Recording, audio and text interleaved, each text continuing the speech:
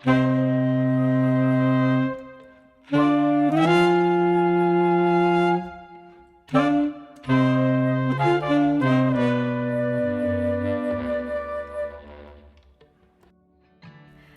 селям алейкум! Вы слушаете Букхане, подкаст о крымско-татарской литературе. Мы говорим об авторах, книгах и читателях. Напоминаю, что подкаст вы можете слушать на удобной для вас платформе. И не забывайте ставить лайки и оставлять комментарии. Герой сегодняшнего выпуска – человек, чья жизнь оборвалась очень рано. Но даже несмотря на это, он сделал очень многое для литературы и народа. О нем говорили «Сынырга сыгмаган ижадкар», творец, который не вписывается в общепринятые рамки. Өзүнү аңлаган инсан Аллага якынлашыр. Калбине нурлуу севги тулуп, yüzünde aks eder. Eğer de o icadkar olsa, yazgan eserlerindeki hararet hiçbir zaman suvumaz. Devir geçtikçe daha da emniyeti artar. Yunus Kandым tıpkı böyle şairlerden edi. В этом эпизоде мы использовали дневниковые записи автора, но решили сохранить их в оригинальном виде, поэтому услышите вы их на крымско-татарском языке. Подключаем нашего гостя. Сегодня мы говорим о Юнусе Хандыме, и сегодня у нас в гостях Хатидже Хандым, дочь автора. Селям алейкум, Хатидже, дабыркере, хош келден. Я очень рада, что мы с тобой познакомились, и, честно говоря, до того, как мы приехали на студию, я думала, что ты тоже занимаешься литературой, учишься на каком-то литературном факультете.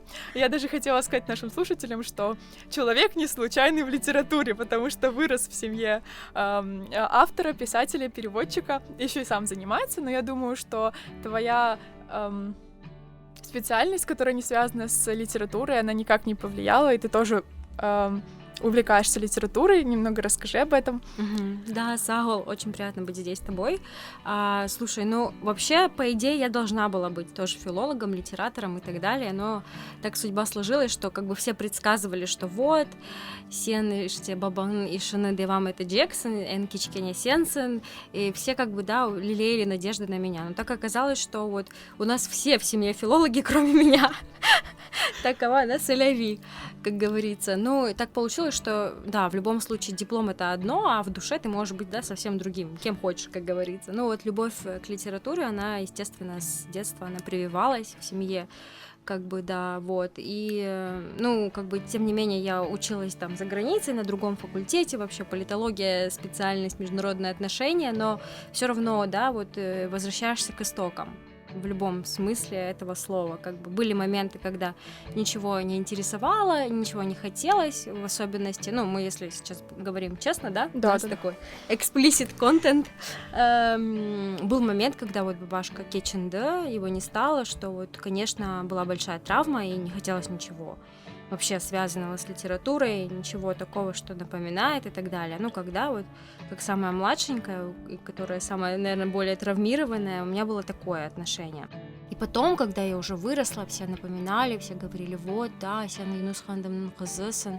И знаешь, ну как, с одной стороны, гордость берет огромную, а с другой стороны, все говорят, пек яхше инсан, да, такой талантливый человек, и тебя, ну, пробирает на слезы, потому что, ну, не было шанса, да, как-то вот эту вот отцовскую любовь, да, вот эту как бы прочувствовать, узнать.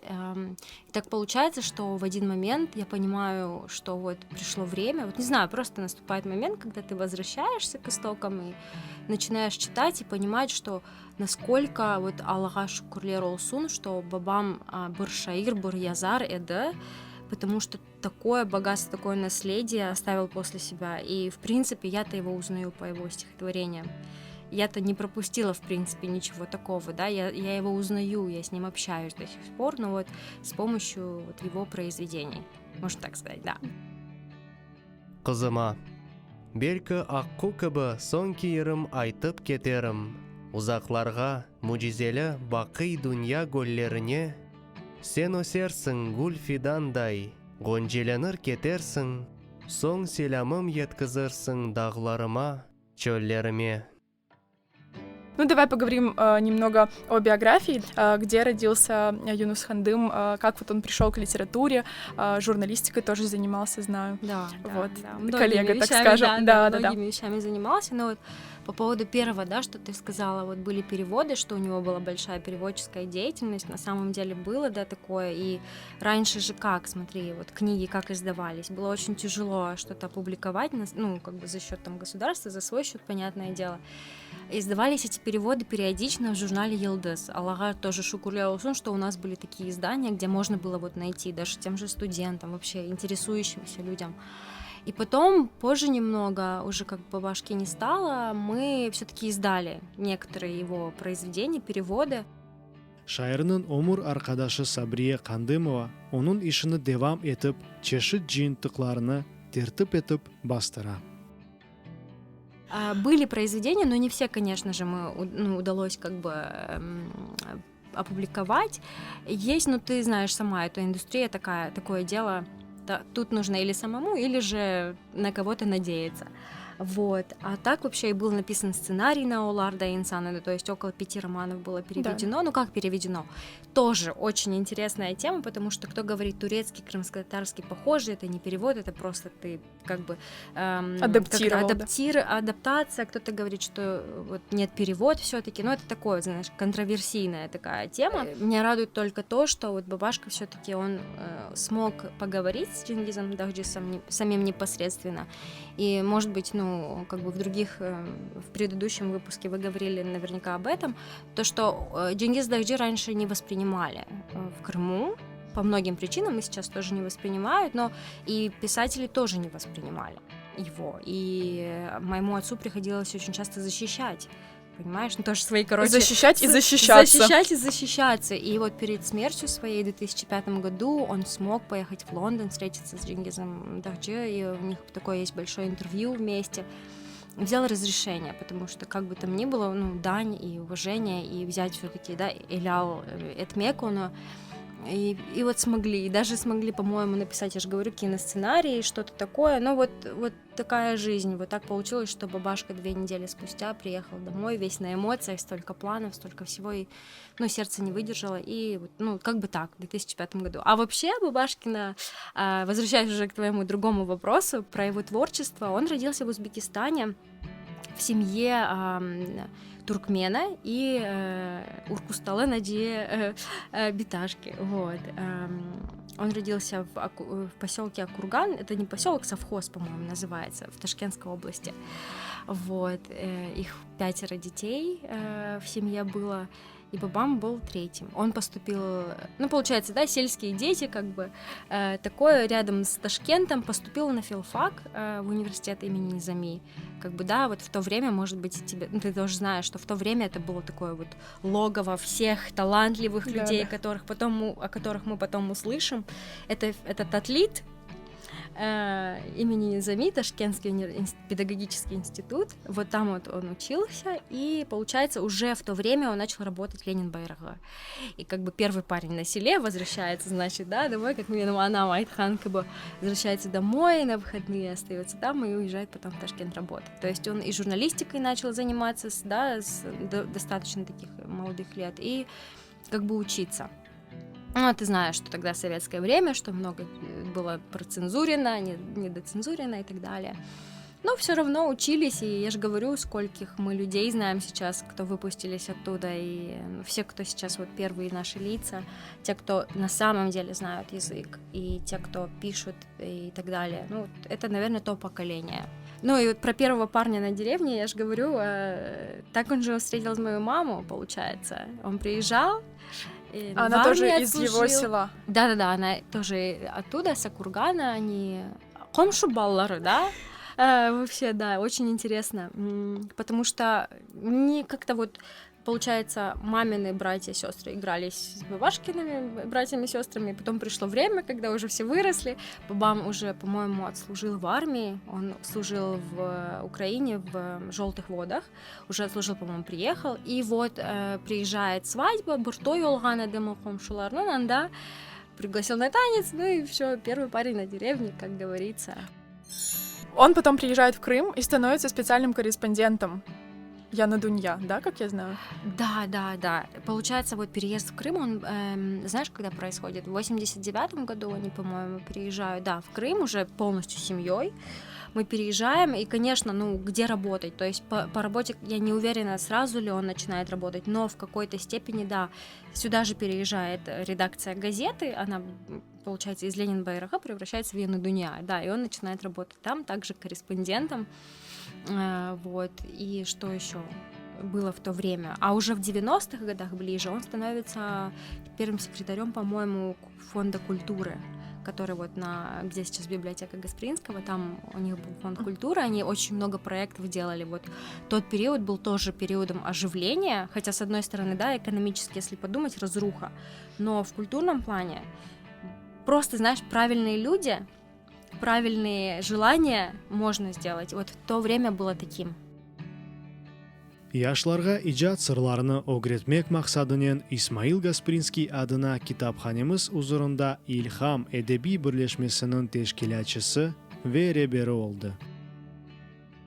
В то время было таким. Потом, у отца были проблемы со здоровьем, все-таки сердце, это вот он был сердечником, и в какой-то степени, вот он заболел, и уже после там немножко судьба поменялась. Там уже другая работа немного, и также корреспондентская деятельность. В университете он преподавал в КИПУ, тоже он был доцентом в КИПУ, преподавал литературу, по-моему. Да, на нашей кафедре он работал. Нам рассказывали, я-то уже не застала, да. Я уже поступала позже.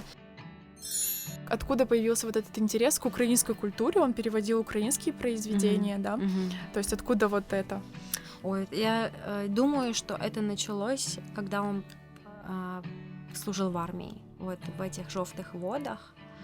И интерес тогда к украинскому языку, вообще, география, да, по географии даже, то есть посмотреть, было интересно, он был очень любопытным таким человеком, и вот тогда началось это. Я, конечно, не знаю, как это точно было, да, не могу сказать, но насколько вот по рассказам я знаю, что, да, вот эти украинизмы, тюркизмы в украинском языке, литература, то есть Шевченко, то, что судьбы очень похожи, да, то есть в очень многом мы похожи в судьбах, и связи у нас так много очень, мы просто о них не знаем, исторически так сложилось, но вот мы только-только начинаем понимать, насколько были связи Крымского ханства, Запорожской сечи и так далее, да, и их безмерное количество, я помню, что у бабашки там в кабинете были списками эти тюркизмы в украинском и так далее.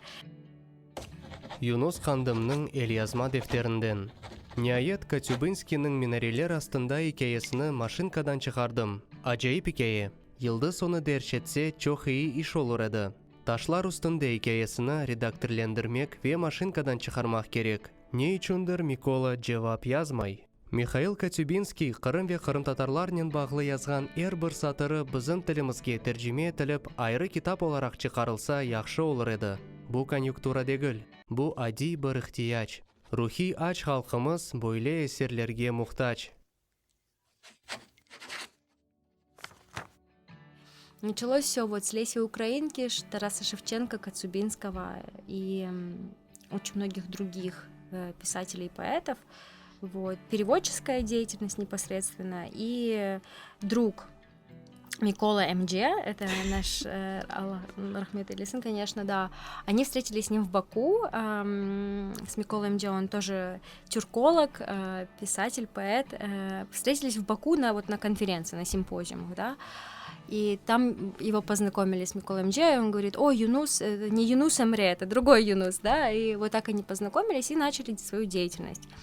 Очень много это переводов. Микола Мирошниченко. Микола Мирошниченко, да, именно. И вот, и их дружба так завязалась таким образом. И Микола МД приезжал каждое лето в Крым, мы тоже знали очень хорошо. И вот так вот началась их дружба и деятельность. То есть они начали собирать, вот антология сейчас, может, знаешь, несколько антологий они выпустили, и на украинский перевели, и на крымско-татарском. Это сбор с 15 века до сегодняшнего дня экземпляров таких вот литературных, да, произведений, которые нужно знать каждому крымскому татарину. Это вот 3 антологии, там еще больше на самом деле их. Это как хрестоматия огромная, вот представь. Антология по прозе, антология по поэзии и антология по прозе вот сегодняшняя, да, и там их куча, там есть и по сказкам, и по эпосу и так далее, то есть проект был огромен, да, и вот они тогда работали над этим, И вот, да, и вот их работа получается сейчас вот у нас в руках, но на самом деле это очень интересно завязывается. Все вот эти вот проекты, они вот на самом деле... Мы-то видим книгу, а за ней настолько много теплоты, дружбы и вообще вот любви к культурам, к обоюдным, да, обоюдная любовь такая была у них.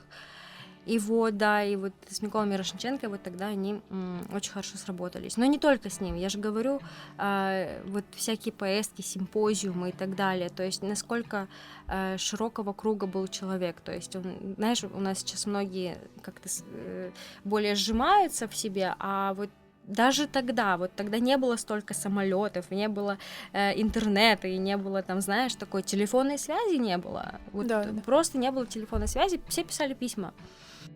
Насколько вот, ну вот можно было в тот момент, знаешь, вот так вот такую деятельность вести, это, конечно, ну, это, Им конечно, бы тогда очень наши интересно. связи, коммуникации, да, они бы Да. вообще... Но на самом Да. деле мы очень часто сталкиваемся, я сама лично сталкиваюсь, когда люди, которые просто кладези вот этих всех знаний, вот они, ну, они знают, они могут, но я не знаю, может быть, я не знаю, в чем причина, может быть, в меру каких-то, ну, социально-политических, да, причин, я не знаю, они вот просто находятся в своей какой-то банке, вот они, и все. То есть В спящем режиме. да. они вроде бы что-то делают, то есть у них там выходят какие-то, да, консервация. статьи, да, но когда ты их хочешь вытащить на широкую публику, да, вот таким вот интересующейся молодежи, которую нужно показывать, вот, посмотрите, у нас есть литература, да, не знаю, у нас все думают, что у нас литература только про депортацию, и все, и ее, в принципе, нет, это несколько авторов, Мгм. и все. Да. Ну, как бы нужно рассказывать, показывать, чтобы на разную аудиторию работать, нужно уметь перепаковывать одну и ту же информацию в разные обертки, да, так скажем. Обязательно, абсолютно согласна с тобой, потому что живем в такой век, нужно угоняться, надо бежать быстрее всех, понимаешь? Это Да. я с тобой абсолютно согласна, и думаю, что, ну, как сказать, вот про проекты, да, сегодняшние тоже, и про то, что многие не знают, а как популяризировать. Должен быть, во-первых, интерес, или же красивая обертка, чтобы в нашем сегодняшнем мире, где социальные сети — это одно из самых, ну, мест, где, в принципе, можно привлечь это внимание, потому что быстро идет время, люди не успевают фокусироваться на чем-то одном, уже что-то другое происходит, да, и сейчас такие, ну, огромные перемены вообще в мире происходят, что привлечь внимание там к своей культуре, людям это, ну, как бы, насколько цинично это, конечно, звучит, не всем это нужно, или не Да. все могут, поэтому это прекрасно, что ты делаешь, этот подкаст, я тебе говорю, использование Инстаграма, использование всех возможностей, это вот именно то, что сейчас нужно, потому что я же говорю, стыдно, вот если бы у наших предков были бы те возможности, которые у нас сейчас, при уже, знаешь, как это сказать, уменьшенном количестве знаний языка и так далее. Ну, то есть, ну, я про себя лично сейчас говорю. У меня не такой шикарный крымско-татарский, как у моего отца, конечно же, как у тебя. Ну, вот я на самом деле говорю, смотрю на своих племянников, вижу, что так и будет уменьшаться. Ведь, ну, знаешь, там, у моего бабашки, может быть, там 5000 слов было в кармане словаря, у меня 1000, а у детей уже будет 100. И вот, ну, как бы далеко мы не пройдем с таким, знаешь, Да, да. объемом. Поэтому нужно использовать все возможности. Юнус Хандымның Элязма дефтерінден. 4 январь 1998 сене. Миллетім, озыңны топла, есіңні топла, сесіңні топла, тіліңні, сөзлеріңні топла, йоңғаларыңны топла, көз нұрларыңны топла, түнлеріңні, чатлаған излеріңні топла. Миллет ол миллетім, доғмыш китапларына сайып олған миллет эбедидір. Соқыр әдебийлікке ынтылма. Кроме того, что он переводил произведения украинские на крымско-татарский, его работы тоже переводили. Вот монография про Нумана Челебеджихана, она тоже на украинский язык переведена. Да, ее перевели. Можешь немного про монографию рассказать, почему Нуман Челебеджихан? Это вот связано было с его, наверное, политической деятельностью больше, чем с литературной. Ну, Нумана Челебеджихана, в смысле. Да, я думаю, что, ну, вот этот интерес к Нуману Челебеджихану, ну, вот мы сейчас все знаем, да, мы думаем, что вот, как бы, известная личность, одна из самых ключевых личностей исторических у нас, а так же всегда не было, ну, как бы, такого не было раньше, ажиотажа, да, то есть вообще изначально, насколько я знаю, это была его вот этот исследовательский интерес начался в университете, потому что он все-таки академическую карьеру тоже, да, преследовал. И это была его диссертация, и ему было интересно узнать, что как. Потому что, как бы мы слышали, мы на слуху есть человек, а материалов нет. Но отец, он не был историком, ну, как бы, да, вот, профессиональным историком, вот, дипломированным. У него был большой интерес и чистота исследовательских работ, ну, вот эта вот методика, да, и вот он начал копать глубже и глубже, и вот получилась эта монография. Наверное, одна из самых важных книг в его тоже, ну, вот, деятельности. И вообще для каждого, мне кажется, нужно прочитать эту книгу. Про перевод, ну, это было на крымско-татарском написано. Перевод, да, на украинский сделали. Позже уже намного. Позже намного. По-моему, посвящено к 100-летию Курултая это было посвящено. И что ну, я думаю, что нужно переводить и на английский, и на другие языки, да и вообще и на русский, потому что сейчас мало кто читает на крымско-татарском, или делать из этого какую-то, не знаю, мини-презентацию, рецензию, чтобы люди знали, потому что детали очень важны, там столько много интересных деталей по поводу вообще биографии Нумана Челебджихана и так далее, потому что он жил в период, вот, когда были и другие очень важные персонажи в нашей истории. Это очень интересно вообще читать и архивы читать, как допрашивали, что говорили, очень моменты такие, как тебе сказать, похожи, в общем, в какой-то степени. История повторяется. История повторяется, история циклична, да. 100%. Но на самом деле, опять же, возвращаясь к переводам, это такая большая проблема, что у нас мало сейчас произведений пишется, да, ну вот в современных, и мало переводится. То есть любого автора популярным делают переводы, да, на другие языки. Того же Шекспира, я не думаю, что все читали прям в оригинале и знают за счет переводов, да, и успех того или иного произведения, я опять же цитирую не знаю кого, зависит от того, насколько хорошо его перевели, да, не все авторы у нас пишут на двух языках, например, как тот же Чингиз Айтматов, которого мы можем его же читать на русском, и там он на родном языке тоже писал. И наши тоже не читают на крымско-татарском. Почему этот подкаст на русском выходит, да? Не потому что я не могу или не владею, а потому что я понимаю, что если я сделаю его на крымско-татарском, то круг его слушателей намного сузится, и будут слушать его те, кто владеет, а те, кто владеет, это в основном люди, которые учатся в университете на филологии, или вот такие вот, в принципе, находящиеся в этой теме люди, которые уже и так это знают. У меня, конечно, больше преследовала цель как бы вызвать интерес у тех, кто не знает.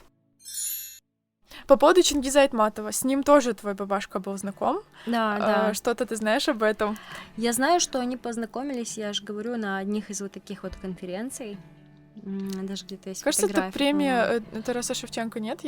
Я не уверена, не могу я тебе тоже точно сказать, но да, они встретились на одной из конференций, они были знакомы, но насколько близко они общались, я не могу сказать точно. Но знаю, что благодаря, ну вот, не знаю, вот этим каким-то моментам я была тоже знакома. Много книг Чингиза у нас тоже дома был. Интересно, так, Чингиз Айтматов, Чингиз Дагджи, да?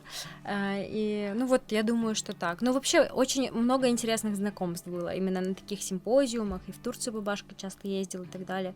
Ну, вот, благодаря им я даже, приехав там в Турцию, учась там, мне говорили, что там, да, знают, да, слышали, да, знакомы. Вот как интересно, да, сенен балаларын сон, как бы вот интересная связь бывает.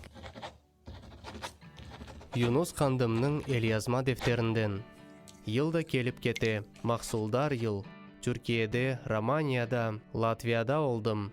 Пек чоқ язычыларнен көріштім. Чингиз Айтматовнен, Мухтар Шаховнен темасларда bulundым. Бу көрішівлер былтыр алдығым унвандан да зияде қуванч бағышладылар. Шымды антология üzerinde çalışам. Бүгін құрылтай açılacak, мұтлаға бармалы, dinlemeli. О менің де құрылтайым. Смотри, сталкивалась ли ты с таким, что к тебе были какие-то завышенные ожидания или требования? Вот она дочка писателя, конечно. Он поэт, она вот тоже должна там, ну, не кроме того, что там должна продолжать, да, вот ты 100% должна очень хорошо знать крымско-татарский язык, да. То есть я просто с таким сталкивалась, у меня есть очень хорошая знакомая моя, у которой дедушка был тоже писателем, я сейчас не буду называть имена, и ей всегда говорили: ты же внучка того человека, как тебе не стыдно, там, или еще какие-то, почему почему ты не знаешь? Сталкивалась ли ты с таким? Ожидание, реальность, ну, конечно, да, есть. Даже знаешь, как самобичевание даже происходит по этому поводу очень много. Ну, то есть я же говорю, вот эти вот волны интереса и охлаждения этого интереса к литературе и ко всему вот происходит почему-то связано именно с этим. С ожиданиями других. Ну да, есть, существует этот стереотип, что если вот отец писатель-поэт, то дочка должна быть. Да, я вам скажу, что исключений больше, чем это правило работает, потому что, ну, отцы — это отцы, дети — это дети, да, отцы и дети. Это разные поколения, разные условия, но многое же зависит от воспитания, то есть, знаешь, как я-то понимаю все, как многие сейчас говорят. Я же понимаю все, но я просто говорить не могу. Я выучила крымско-татарский язык на слуху дома, а потом же я уехала учиться в Турцию. Я же училась еще и в русскоязычной школе. И, то есть, понимаешь, я благодаря Турции выучила крымско-татарский язык, ну, как бы своему старанию. И то я сейчас мен сербез челафеты поламаем, потому что у меня калька получается. И, ну, как бы я не стыжусь этого. Ну да, ну так происходит. Но я стараюсь, наоборот, исправить это, понимаешь? А есть люди, которые считают, что пристыдив, они как бы что-то как будто бы поменяют. Ну, так не получается. Мир такой, что если человек старается говорить, то это совсем другое дело. А если нет, то вот так, вот тогда уже проблема. Вот когда дети таких вот людей, важных, великих, не стараются даже, вот тогда, наверное, все-таки есть какая-то этическая, ну, моральная, такая, знаешь, ожидание реальность. Не знаю, вот это очень интересный вопрос. Ну, ко мне лично были ожидания, наверное, все-таки привиты, потому что я ощущаю по отношению к себе и потому, что я себе могу позволить, и что не могу позволить. Вот. Но сейчас я от этого немножко отошла, потому что, я же говорю, это со взрослением это все меняется. Но тем не менее, ты же все равно... Буду ассоциироваться, да. Да. Но это иногда это помогает, иногда это, наоборот, вредит, да, так скажем. Так как ты пошла не в литературную сферу, да, в своей, ну, профессиональной деятельности. Да, у меня поблажки. Да, у тебя как бы не так. То есть, если бы ты там, может быть, в литературную сферу пошла, сказали, вот она дочка Юнуса Хандыма, вот ей там, типа, все можно. Или она дочка Юнуса Хандыма, и пусть старается, там, не дотягивает до бабашки, как бы, да. Знаешь, когда это было? Это когда я в детстве, я участвовала часто в этих литературных конкурсах, я читала стихи. Вот тогда было, да, вот тогда вот как нет, тогда я чувствовала, что я ожидания эти как бы поняла, да, исполняю. Да. А потом, когда уже я поняла, что я немножко отошла от этого, да, актерское мастерство меня всегда интересовало, но я немножко отошла, как бы, я язык так хорошо не знаю и так далее. И, ну, как-то вот, да, вот было такой момент. А сейчас, наоборот, возвращаюсь. Ну, как бы стыдно, да, когда правильно не можешь что-то сказать, или хочешь, но не можешь, конечно, но вот я же говорю, это зависит от твоего старания, может быть, не в языковой сфере, но может быть в какой-то другой, вот Арикет Вахто тот же, да. Как-то вот оттуда вышла эта вся энергетика, энергия какая-то. К каждому эпизоду и беседе с гостем я готовлю список вопросов и опорный план. Но в процессе разговора бывает так, что начинаешь говорить о том, о чем даже не планировал. Так случилось и в этот раз. Мы отошли от темы и вышли за рамки подкаста о литературе. Мне было интересно услышать мнение Хатидже, так как в ней я увидела единомышленника. Во второй части эпизода мы говорим об отношениях молодежи к литературе, языку и культуре. Я не настаиваю, но все же дослушайте до конца. Давай про Арикет Вахто теперь поговорим. Можно. Да, подписывайтесь, давай, есть на правах рекламы. Да, пожалуйста. Ну как, мы за подписчиками хотели гнаться, мы хотели достучаться до, не знаю, до Мемета из Нижнегорского района, мы хотели бы достучаться до Анифей из Ялты и так далее, но получается, что наши подписчики, их не так много, вот как ты сказала, проблема. Да, вот подкаста, если бы ты делал на крымско-татарском, это был бы совсем другой круг. На русском совсем другой круг. Мы стараемся на 2 языках. Арикет Вахто — это Эдеби Медани Лейха, это проект, это не организация пока что, но это проект, который, иншаллах, смятате, будет развиваться дальше. Он связан непосредственно с литературой, с историей и с культурой, да, такие вот 3 каких-то слов вот интересных. А о чем именно? То есть мы стараемся говорить и о прошлом, и о будущем, и о настоящем. Интересные какие-то моменты, о которых, ну, мало кто или знал, но как-то не обращал внимания, в каком-то новом формате. Мы тоже пока экспериментируем с подачей, но наш принцип — это на крымско-татарском. И вообще цель этого проекта был не Инстаграм, не подписчики и не как-то не общение с подписчиками, а именно сами мы, создатели, которые, знаешь как, вот я однажды столкнулась с проблемой. Вот все сейчас спрашивают, как восстановить, как вот оживить язык, да, вот как сделать так, чтобы говорили, использовали.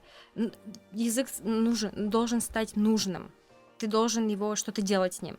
Это же типа инструмент, правильно? Ты же должен его как-то, ну вот как бы на фоне он не может у тебя играть, ты должен его использовать постоянно, это навык. А если ты дома не говоришь, то где ты можешь его использовать, если как бы, да, ну там государство, суд, там не на крымско-татарском, телевизор как бы у нас 24/7 не на крымско-татарском. Что делать? Нужно что-то вот заниматься. А просто сидеть, заниматься крымско-татарским, который ты потом не используешь, тоже не прикольно. Поэтому контент. Сидишь, создаешь, сам пишешь, думаешь, пытаешься перевести, калька, не калька, делаешь ошибку. В этом цель проекта. Делать ошибки и не стыдиться их делать, и вот создавать. Мы пишем, иногда получается на крымско-татарском начать писать, иногда на русском. Переводишь. Это, ну, понимаешь, сенен элинде лугат бар, это уже прогресс. Вот. Поэтому цель такая была изначально, а сейчас мы видим, что очень многие интересуются, интересно и читают, и мы дублируем и на русский тоже.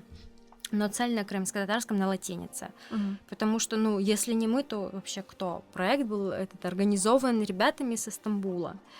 Ну, представь, мы сидим в кафе там в Стамбуле, ну, все учатся, там, студенты, сидим и думаем с Адиле. Это моя кофаундер, так сказать, Адиле Эмин, историк по образованию. Мы сидим и думаем, слушай, ну, блин, 100 лет назад здесь, значит, Нумана Челебиджиханы учились в Стамбуле, там всякие организации тут там устраивали, ну, что-то делали, а мы тут сидим, значит, с тобой лимонад, да, пьем.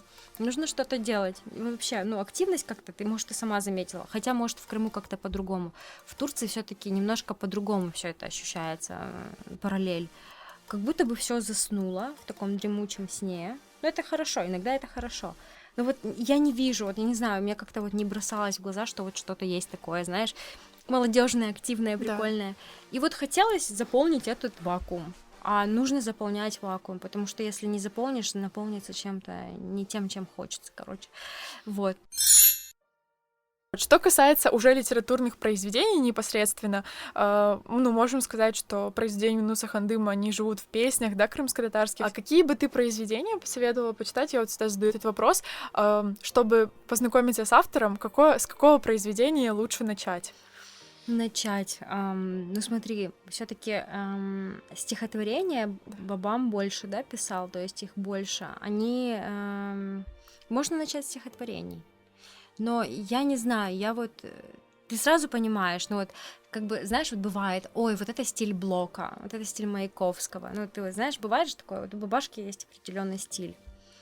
И даже когда песни слушаешь, понимаешь, что только он так мог написать. Вот я думаю, что познакомиться с песнями, со стихотворениями точно стоит. И скажу, какие тоже позже. А вот рассказчик, Бабашка и рассказы писал, он немного их писал, но они очень такие, знаешь, вот их нужно... Вот с каждым возрастом их перечитываешь, совсем другой вывод получается. Я бы тоже посоветовала и рассказы почитать, потому что есть юмористический, очень веселый, знаешь, такой юморок. Все-таки крымско-татарский юмор жив, да, есть такое. Не только ха-ха-ха, там журналы и так далее. А есть еще очень философские, вот просто рассказы, после которых вот хочется, вот не знаешь, куда деться. Вот все зависит от настроения человека и что он хочет почерпать. То есть все же думают, писатель, значит, значит, про патриотизм, что-то патриотическое. Вот это ходовое. Патриотизм и депортация. Вот, да. А депортация это является вот центром, основополагающим ядром нашего патриотизма, нашего формирования нашего этноса, грубо говоря, да, в последние годы. Ну вот, и помимо этого вот не выходишь, да, вот, и Там очень много философской лирики, любовной лирики. То есть вот если ты используешь язык, ты должен, кто-то сказал, ненавидеть на языке, любить на языке. И вот это там есть. Но не всем дано, мне даже не было дано понять эти стихотворения некоторые. Все-таки есть поэты, которые просто пишут, там понятно Доступно всё. всем, да. А есть там, где нужно и голову чуть-чуть так, сломаешь голову. Есть такое. Но не сильно мудрено, как, допустим, Гази Гераи, конечно, до лапы писали. Очень интересно. У нас, кстати, на реке Тухты есть. Там очень тяжело понять. Там вот прям без перевода не поймешь. Даже не на крымский, там, знаешь, нужно тот язык перевести на сегодняшний крымско-татарский и еще его перевести на русский, чтобы вот понять. Так что вот так вот. Ну, очень разносторонняя личность, потому что и переводчик, и журналист, и поэт, и прозаик. Такая литературная, крымско-татарский литературный язык в чистом виде. Потому что даже если взять, например, Мдигера и Баат, они писали как бы чольши весы у них. И я в школе, у меня были такие трудности, потому что я просто не могла учить, я не могла выговаривать. Если там мы возьмем... Тебе повезло, что ты училась в школе. Асана Сабриайвазова, да, то у него там Елубойский больше.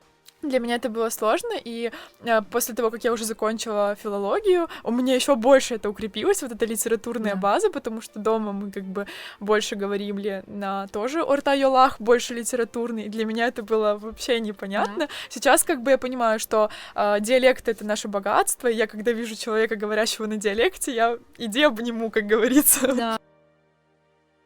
Ты обещала перечислить, с каких стихотворений, какие песни? Стихотворения, песни. Ну, смотрите, в репертуаре Эдиба Бахчисарайли практически, многие песни, да, я думаю, что больше 50%. Но Селям Сана Харадинис точно Селям знаю. Сана Харадинис, Миллетем, вот, которая раньше на 18 мая очень часто играла, Миллетем, Доган Ерем, и многие другие. Даже я недавно узнала, что Линия Измайлова пела его песни «Сөйлештім түшімде», это тоже Бабашкины слова. И многие вообще.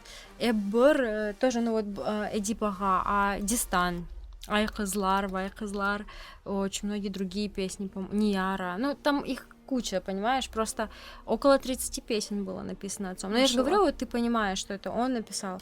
Корантам. Кысмет арап чықам евімден, деңізлерге озымны атам. Далға кебе қайнап ташам, чөнки білем, күн ақшам, мені беклей, менім корантам.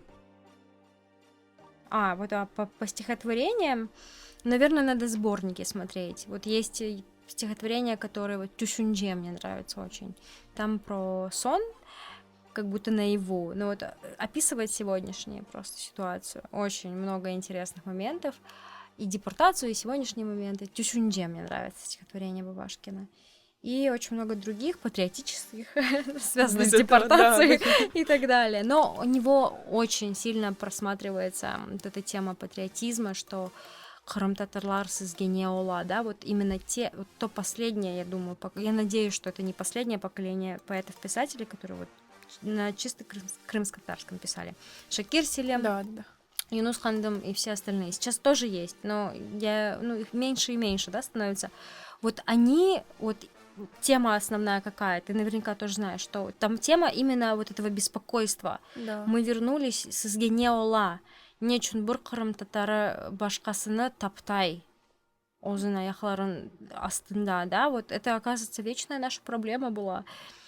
Часто, вот эти моменты, они видны, другие какие-то. Больше всего, конечно, наверное, пессимизма больше, чем позитива. Тот же Шакир Селим писал там «Дунья бізге бір көзінен ағлай, бір көзінен күле». А мы были соседями, кстати. С Шакирага, Бабам, они очень часто сидели, стройка вместе проводилась, и да. В то время они приехали, они строили... В прямом смысле строили, да? И строили еще и вот литературные какие-то вот по кирпичикам это все собирали, пытались создать. Наверное, они приехали вот с таким вот... потому что, например, мои родители, да, они приехали еще тогда, как раз только закончили школу, и у них либо они не росли в такой среде патриотичной, да, для них переезд в Крым был стрессом. То есть они жили в городе, пришлось переехать в село, но они в Узбекистане учились в русской школе, поэтому, например, когда ты им говоришь тоже про каких-то крымско-татарских авторов, они не знают. Я даже не знаю, как бы... Это не их вина, да. Они как бы там не изучали, их родителям было не до этого, они работали на заводах день и ночь, чтобы хоть как-то, поэтому... Вот. Именно себе, вот точно. Вот знаешь, мы поколение Алджиртхан, насыл айтайлар, избалованное поколение, не родителями, хотя и родителями тоже, потому что они очень многое сделали. Они вот, как ты говоришь, строили и так, и так. Вот, наверное, из-за того, что был такой стресс, сюда вернувшись, да, многие говорят, что счастье, Крым вернулись, но это же был на самом деле стресс огромный. И вот, знаешь, когда ты в стрессе, ты уходишь в работу. Тебе хочется что-то создавать, чтобы ты хотя бы чувствовал в той сфере какой-то контроль. Может быть, ну вот как-то так. А с другой стороны, мы очень разбалованное поколение, потому что у нас, я же говорю, нам все сделали. Мы не беспокоимся о нашем жилье сейчас так сильно. Ну да, ремонт у нас там косметический всегда. Нет, я не говорю, есть еще семьи, у которых с жилищными проблемами ничего не разрешено. Но у нас все есть. Аллаха шкурлер олсун. А что-то не хватает. Чего не хватает? Знаешь что? Вот, наверное, общих проблем уже не хватает. Это как вот бабашке очень интересно. Вот бабашку можно на цитаты разбирать. Вот Бабам Баркере, у него был свой дневник.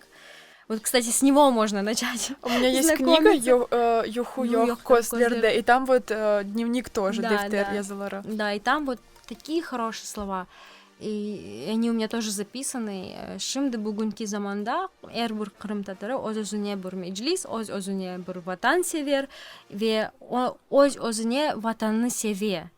Тек білмей насыл оны көстермеге, да, вот. Юнус хандымның элязма дефтерінден. 19 февраль 1998 сене. Шымды әрбір Крым татар өзіне өзі меджлис, өзіне өзі депутат, өзіне өзі Крым татар. Яқшымы, яманмы, оның өз идеологиясы, өз сиясеті, өз тілі, тек өзіне хас ватан дойғысы бар. Әрбір Крым татары өз ватаныны севе. Бірі жанындан зияде, бірі жаны кебі, бірі ялыңыз севе. Алда әрбір Крым татары айры-айры алғанда ватанны севе. Бірі ватан үшін өзіні яқа, бірі ватан үшін құршынлар астына кіре. Бірі ватан үшін шам кебе яна, бірі ватан үшін зеңгінліклер ішінде боңала, бірі ватан үшін ватандашны таптай. Эпосы айры-айры алғанда ватан үшін, ватан адынен әрекет ете. Бірі білер-білмес, бірі біле тұрып, бірі асла аңламайып.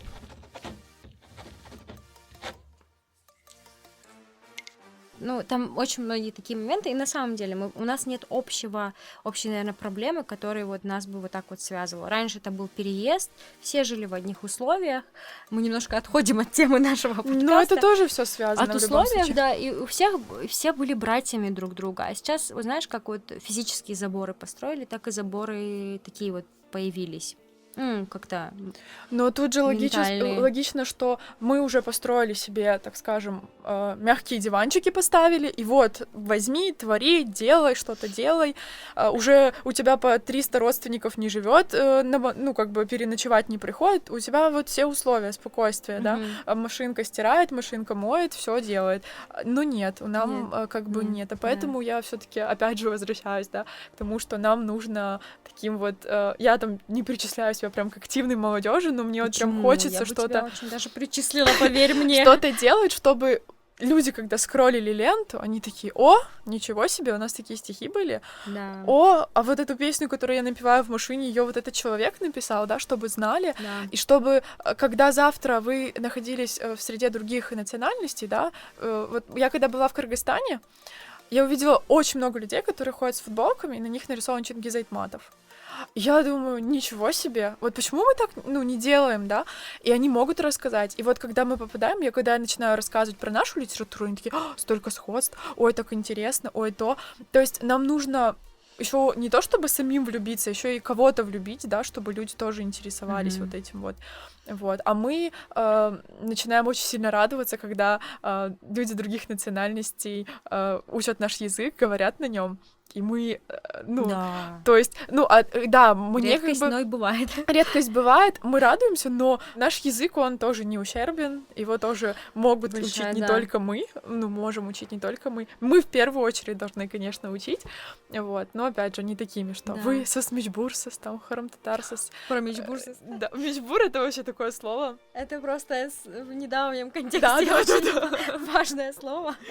Да, Мечбурмасур борджиламасы. да, поэтому... Да, так. я тебя очень поддерживаю в этом плане, в плане того, что, ну, как бы, знаешь, вот использование других представителей национальности, да, нашего языка, вот, и про эту ущербность, то, что все равно у нас есть вот этот комплекс неполноценности, а когда ты встречаешься с иностранцами и показываешь, там, как Крым выглядит, какая у нас культура и так далее, вот тогда появляется вот этот глубокий интерес к своей же культуре. То есть наша задача, знаешь, как на двух фронтах, и внешне, и внутренняя. То есть или внутренними работами, штукатуркой надо позаниматься, да, фундамент-то есть. И есть люди, которые знают, можно у них перенимать. И вот такие вот проекты, они нужны. Но очень много стеснения, комплексов и вот комплекса неполноценности. И знаешь еще чего? Вот согласись, мы сейчас становимся более индивидуалистами, вот как крымские татары. Вот этот коллективизм, вот у кыргызов, кстати, еще сохранился этот коллективизм. Они, в каком плане? Не коллективизм Советский Союз, а коллективизм уважения и почтения друг к другу. И вот делать все вместе. Берлик, берлик. Мы индивидуалисты, мы становимся более похожими на... Ну, это даже наука доказала, что там американцы, славяне очень многие, они индивидуалисты. А вот тюркские народы, они, японцы, корейцы, они коллективизм, у них гармония превыше всего. Даже в языке это чувствуется. Там грубости языка или в мягкости языка, там все такое, все дела. А мы становимся индивидуалистами, потому что мы язык поменяли. Мы поменяли карточку, мы поменяли язык использования нашего, вот как знаешь, в телефоне. И меняется и менталитет тоже, поэтому может быть, а может быть и не поэтому. Поэтому это круто, когда ты видишь, вот недавно вышло видео, где несколько, да, казах эфендилер, рус эфендилер, Харамтатар Джалафет, да. Александр и Глеб, да, они оба, прекрасные примеры, ими было бы больше таких примеров, было бы нам более стыдно, но как бы, не знаю, стыд это путь к спасению или не путь к спасению, мен бульмеем, но нужен строгий какой-то авторитет, который бы сказал Баллар, Харамтатар Джалафета нас. Но это тоже нужно, вот я не знаю, кнутом или пряником, потому что, иногда, да, спугнуть можно в плане того, что вот лафит у нас, когда вот постоянно говорят, да. Вот даже, ребенку говоришь нельзя, да, он еще больше хочет делать. Вот. Ты говоришь, что, вы создали вот этот проект «Ракет Вахты» за пределами Крыма, да, и я вот вообще наблюдаю, что такие вот микропроекты, да, так скажем, они возникают за пределами Крыма, вокруг Крыма. Да. Здесь молодежь, она не то чтобы, спит, она как-то вот, мы когда сделали Медини Храм, да, создали, нам было очень интересно, мы подтягивали, мы старались вот расшевелить. Не знаю, либо молодежь боится, либо она просто ленится, либо она вот их тиаджиёх, да, то есть она не чувствует вот этого вот. То есть, когда вот ты уезжаешь за пределы родины, ты больше как-то ощущаешь, наверное, то ли интерес, то ли скучаешь. Вот, может быть, это с этим связано? Как ты думаешь? Есть такое. Вот смотри, Ракет Вахты, да, он за пределами Крыма. Знаешь, как я заметила ситуацию такую, что в Крыму, я даже сама вот приехала, приземляешься. Есть молодежь, можно делать. Медини Храм тоже это хороший очень пример того, что можно. Но поддержать это на длительное время вне Турции, вне Крыма, в Крыму это все зависит не от этого, это все зависит, знаешь, от чего? Будет сейчас очень цинично звучать, от финансовости, от financial incentives, так говорят. Это как это будет по-русски, не знаю, но когда у тебя есть мотивашка финансовая, ты понимаешь, что вот в крымских реалиях нужно зарабатывать деньги. Вот я выпустилась, приехала, я понимаю, что я или сейчас вот этот урок проведу по английскому с кем-то, или же я буду заниматься нашим проектом. И я понимаю, что, вот пока что мне нужно подождать. Но когда есть команда, легче. Да. Когда есть финансы, намного легче. Но это, насколько бы цинично это ни звучало, но это решение вот этому кнуту и прянику, альтернатива. Если будет вот такая вот какая-то финансовая, может быть, не финансовая, но материальная мотивашка, поддержка, да, будет все. А сюда приезжаешь, я же говорю, ну можно ее сделать длительным процессом, если организовать правильно этот институт. А вот пока что мы думаем, как это сделать. Вот, допустим, COVID показал, что спокойно можно по Zoom все делать. Да. Все митинги, все дела. Что хочешь вообще. И прекрасно, почему не использовать? И ты знаешь, как мы же там не... Вот когда индустриальная эра началась, когда там Европа пошла вперед, Африка ушла назад, это же все почему произошло сейчас, вот эта вот большая пропасть? Это потому, что кто-то за технологиями угнался, а кто-то не угнался. У кого-то была возможность, у кого-то не было. У нас сейчас практически у всех эта возможность есть, просто нужно угнаться. Вот нужно реально угоняться, потому что уходит все вперед, мы не должны отставать. Если отстанем, то все. Вот, Не допустим, догоним. вот проекты очень многие сегодня, Джанлы Радио, вот, которое делает, это все вот в ногу со временем, понимаешь?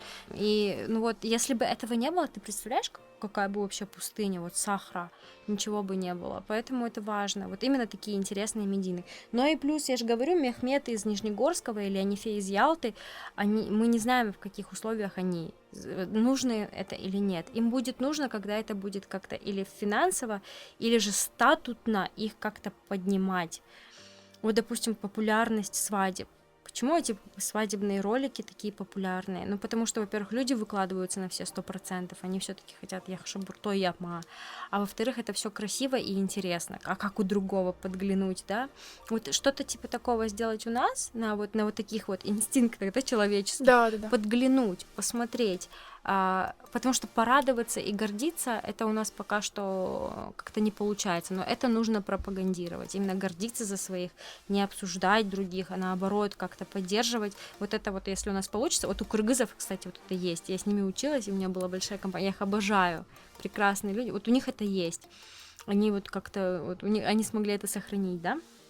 У нас есть это, но как-то оно все вот кластерно, как ты говоришь, не так вот. Мы друг друга пока что мало знаем.